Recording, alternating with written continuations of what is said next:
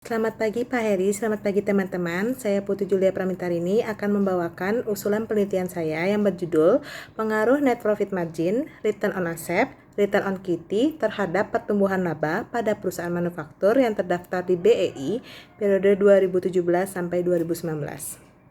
Latar belakang dari usulan penelitian ini ialah seiring dengan perkembangan zaman saat ini, banyaknya dijumpai perusahaan manufaktur yang baru dan sedang bersaing. Perusahaan manufaktur di Indonesia dituntut untuk tetap fokus terhadap usahanya karena persaingan yang ketat. Terdapat beberapa sektor perusahaan manufaktur yang sedang bersaing dengan ketat, contohnya di sektor industri dan pertambangan. Selain itu, setiap perusahaan tentunya memiliki beberapa ciri khas terhadap produk usahanya dan tentunya memiliki nilai unggul di mata konsumennya. Walaupun demikian, perusahaan harusnya tetap menjaga dan mempertahankan tujuan dari perusahaan tersebut, yaitu untuk mencapai pertumbuhan laba yang signifikan. Setiap perusahaan mempunyai tujuan yang harus dicapainya. Tujuan perusahaan terdapat dua. Yang pertama adalah tujuan komersial dan tujuan sosial. Tujuan komersial atau profit oriented adalah tujuan perusahaan untuk memperoleh laba. Laba yang didapat perusahaan diharapkan untuk meningkat dari satu periode ke periode lainnya. Selanjutnya dapat memperoleh perputaran investasi yang tinggi untuk peningkatan pangsa pasar dan perluasan usaha. Untuk pengembangan usaha dan untuk tercapainya tujuan komersial tersebut, maka perusahaan harus memikirkan bagaimana cara agar tujuan tersebut tercapai dan tidak hanya tercapai saja tujuan tersebut, tetapi harus terus meningkat setiap periodenya. Laba merupakan salah satu indikator kinerja suatu perusahaan. Laba dikatakan mengalami pertumbuhan atau peningkatan jika hasil selisih laba periode sekarang dikurangi dengan laba periode sebelumnya adalah positif. Perusahaan yang mengalami pertumbuhan laba secara positif setiap tahunnya dapat menarik investor untuk melakukan investasi pada perusahaan tersebut, dan perusahaan terdapat memprediksi prospek perusahaan tersebut di masa mendatang. Pertumbuhan laba yang baik mengisyaratkan bahwa perusahaan mempunyai keuangan yang baik, yang pada akhirnya akan meningkatkan nilai perusahaan karena besarnya dividen yang akan dibayar di masa yang akan datang, saat bergantung pada kondisi perusahaan. Untuk memprediksi laba perusahaan adalah dengan melakukan perhitungan dengan menggunakan rasio keuangan untuk mengetahui apakah suatu perusahaan mendapatkan laba atau mengalami pertumbuhan laba. Rasio keuangan merupakan perbandingan angka dari perkiraan-perkiraan yang terdapat di laporan posisi keuangan dan laporan laba rugi. Perbandingan antara satu perkiraan dengan perkiraan yang lain harus saling berhubungan sehingga hasilnya dapat diinterpretasikan untuk mengetahui kondisi keuangan dan kinerja perusahaan, baik yang hasil perhitungan rasionya harus dibandingkan dengan tahun-tahun sebelumnya. Setelah melakukan perhitungan rasio keuangan, langkah berikutnya adalah melakukan analisa. Analisa rasio adalah salah satu angka yang menunjukkan hubungan antara unsur dari laporan keuangan tersebut. Hubungan tersebut dinyatakan dalam bentuk matrisis atau sederhana, menyatakan bahwa rasio probabilitas yang digunakan untuk mengukur kinerja perusahaan dan efisiensi pengolahan aktiva perusahaan terdiri atas rasio kinerja operasi untuk mengevaluasi margin laba dari aktivitas operasi. Berdasarkan penelitian-penelitian sebelumnya, rasio yang biasa dipakai untuk menganalisis dan diduga mempunyai pengaruh terhadap pertumbuhan laba ialah return on asset, return on equity, dan net profit margin. Pengertian net profit margin menurut Ernest R. Murhadi yaitu mencerminkan kemampuan suatu perusahaan dalam memperoleh laba neto dari setiap penjualannya. Net profit margin mengukur jika semakin tinggi net profit margin, maka menunjukkan semakin baik kemampuan perusahaan dalam menghasilkan laba. Kaitannya dengan penjualan yang dicapai atau mengukur seberapa besar keuntungan perusahaan dapat diperoleh dari setiap rupiah penjualannya. Return on asset merupakan rasio untuk mengukur kemampuan manajemen dalam menghasilkan pendapatan dari pengelolaan aset.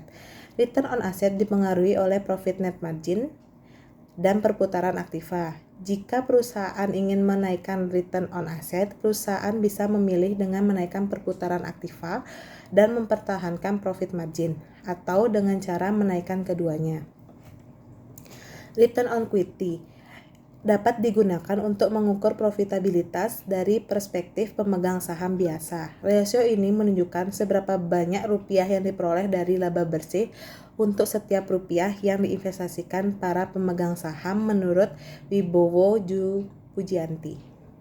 Dari beberapa penelitian terdahulu yang diungkapkan, berbagai hasil belum konsisten. Maka untuk mendapatkan hasil yang konsisten dari variabel-variabel tersebut, maka dilakukan penelitian kembali dengan menggunakan 3 variabel. Yang pertama adalah net profit margin, return on asset, dan return on equity terhadap perusahaan manufaktur yang terdaftar di Bursa Efek Indonesia periode 2017-2019. Rumusan masalah dari penelitian saya ini yang pertama adalah apakah net profit margin berpengaruh terhadap pertumbuhan laba pada perusahaan manufaktur yang terdaftar di Bursa Efek Indonesia periode 2017-2019. Yang kedua, apakah return on asset berpengaruh terhadap pertumbuhan laba terhadap perusahaan manufaktur yang terdaftar di Bursa Efek Indonesia periode 2017-2019.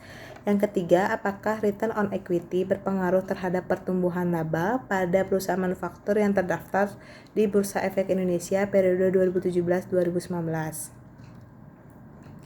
Tujuan penelitian saya yang pertama adalah untuk mengetahui pengaruh net profit margin terhadap pertumbuhan laba pada perusahaan manufaktur yang terdaftar di Bursa Efek Indonesia periode 2017-2019. Yang kedua, untuk mengetahui pengaruh return on asset terhadap pertumbuhan laba pada perusahaan manufaktur yang terdaftar di Bursa Efek Indonesia periode 2017-2019. Yang ketiga adalah untuk mengetahui pengaruh return on equity terhadap pertumbuhan laba pada perusahaan manufaktur yang terdaftar di Bursa Efek Indonesia periode 2017-2019. Penelitian saya yang pertama untuk kegunaan teoritis. Penelitian ini diharapkan dapat menambah wawasan dan pengetahuan dan meningkatkan nilai perusahaan manufaktur yang terdaftar di Bursa Efek Indonesia, serta juga diharapkan sebagai sarana pengembangan ilmu pengetahuan secara teoritis dipelajari di bangku perkuliahan. Yang kedua, untuk kegunaan praktis. Yang pertama, bagi penulis. Penelitian ini diharapkan dapat mewabah wawasan dan memberikan gambaran antara teori yang dilaksanakan selama masa perkuliahan dengan penerapan sebenarnya tentang beberapa besar pengaruh net profit margin, return on asset, return on equity terhadap pertumbuhan laba pada perusahaan manufaktur yang terdaftar di Bursa Efek Indonesia. Bagi perusahaan, penelitian ini diharapkan untuk dapat memperluas wawasan perusahaan tentang pengaruh net profit margin, return on asset, dan return on equity terhadap pertumbuhan laba. Yang ketiga itu bagi institusi pendidikan sebagai evaluasi kurikulum yang ada dan memperoleh manfaat mengenai kualifikasi sarjana yang dibutuhkan oleh dunia kerja dalam meningkatkan mutu kualitas lulusan yang dimilikinya. Yang keempat adalah bagi pihak akademis, yaitu dapat digunakan sebagai sumber informasi, bahan rujukan, dan referensi untuk kemungkinan penelitian-penelitian topik-topik yang berkaitan, baik yang bersifat lanjutan, melengkapi, maupun penyempurnaan. Tinjauan pustaka yang pertama itu adalah kajian teori.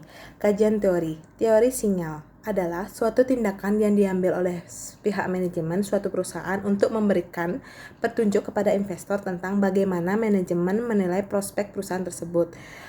Teori sinyal mengurangi terjadinya asimetri di mana manajer memiliki informasi yang berbeda mengenai prospek perusahaan dari investor menjadi informasi simetris di mana investor dan manajemen perusahaan memiliki informasi yang sama tentang prospek sebuah perusahaan. Menurut Priharti, pertumbuhan laba yang meningkat dari tahun ke tahun akan memberikan sinyal yang positif terhadap kinerja perusahaan. Pertumbuhan laba merupakan ukuran kinerja suatu perusahaan, maka semakin tinggi laba yang dicapai perusahaan mengindikasikan semakin baik kinerja perusahaan.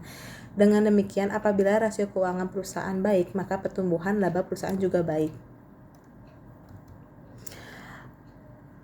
Laba, menurut Samri, menyatakan bahwa laba merupakan sumber dana internal yang dapat diperoleh dari aktivitas normal perusahaan yang tidak membutuhkan biaya ekstra untuk menyimpan dan penggunaannya. Pertumbuhan laba menurut Dewi Utari, Ari dan Darsono menyatakan bahwa pertumbuhan laba perusahaan yang baik mencerminkan bahwa kondisi kinerja perusahaan juga baik. Jika kondisi ekonomi baik pada umumnya, maka pertumbuhan perusahaan juga membaik. Net profit margin merupakan atau mencerminkan suatu kemampuan perusahaan dalam memperoleh laba neto dari setiap penjualannya. Return on asset merupakan perkalian antara faktor net income margin dengan perputaran aktiva.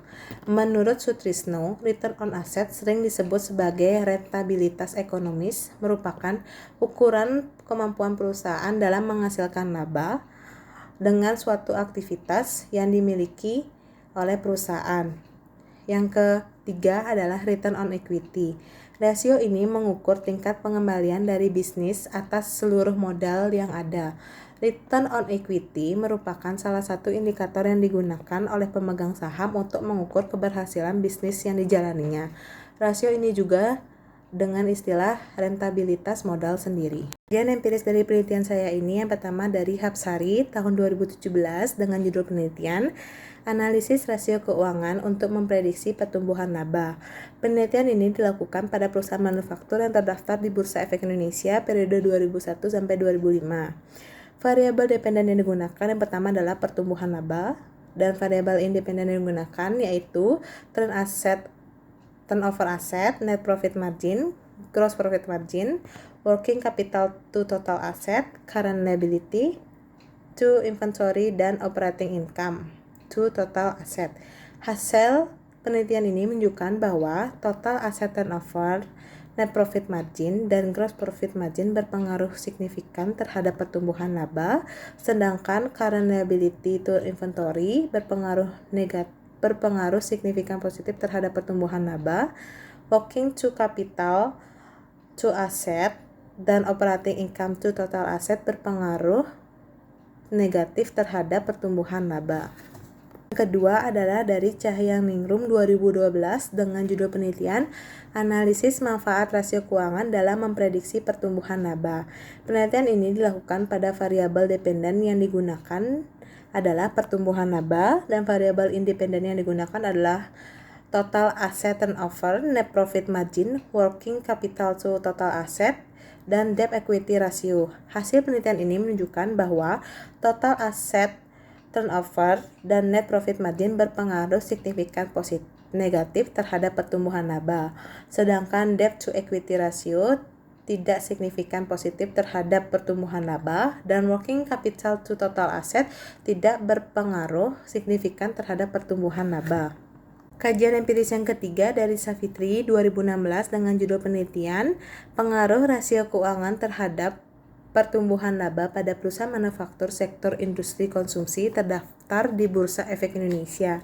Penelitian ini adalah laporan posisi keuangan dan laporan rugi per kuartal tahun 2007 sampai 2014 yang terdapat pada PT Caldron Pharma Tbk sebanyak 32 perusahaan.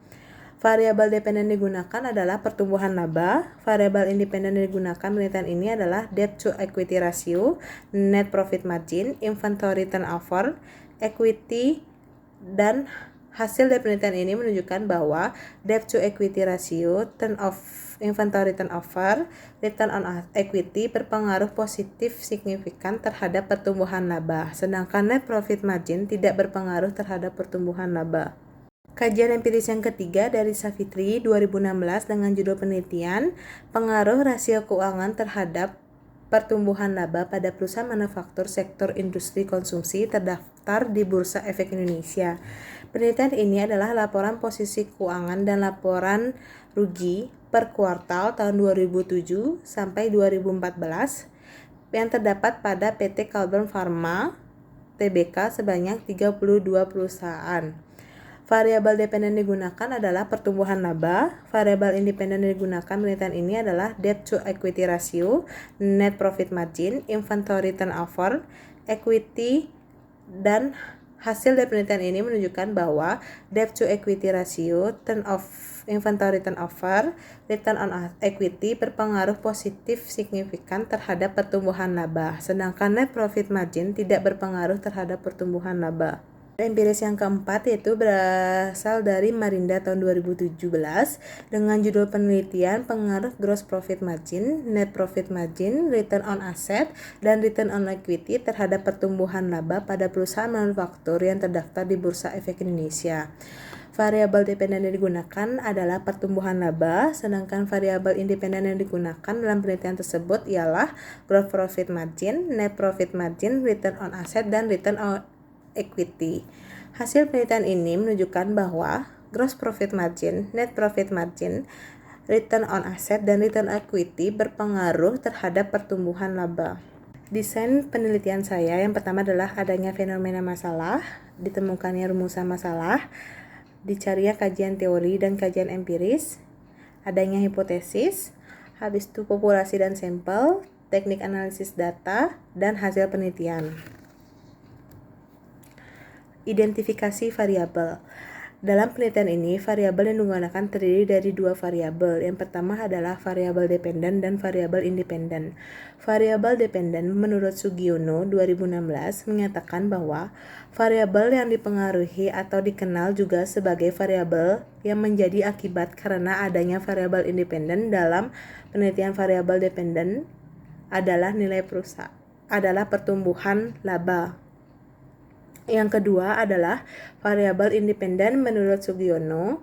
Variabel independen adalah variabel yang menjadi penyebab adanya atau timbulnya perubahan dependen.